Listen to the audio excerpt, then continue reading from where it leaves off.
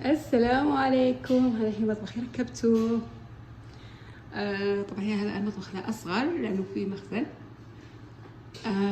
أنا الحين وين؟ وسط المعمعة، أنا ما أدري وين أبدي، بس ببدي الحين سويت لي خلطة. هذه خلطة أنا مسويتها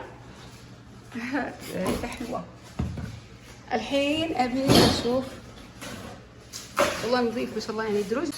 هذا الحين نظفته، حطيت فيه هذولي المفرش نفسه. طبعا هذا خلاص الحين، وهذا طبعا خلاص. خلاص حطيت شو اسمه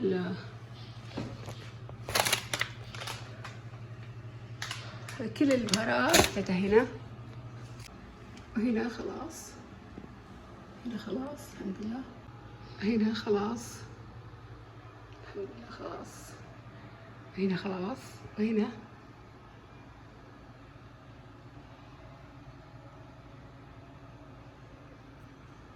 خلاص سويت هذه أغراض رمضان.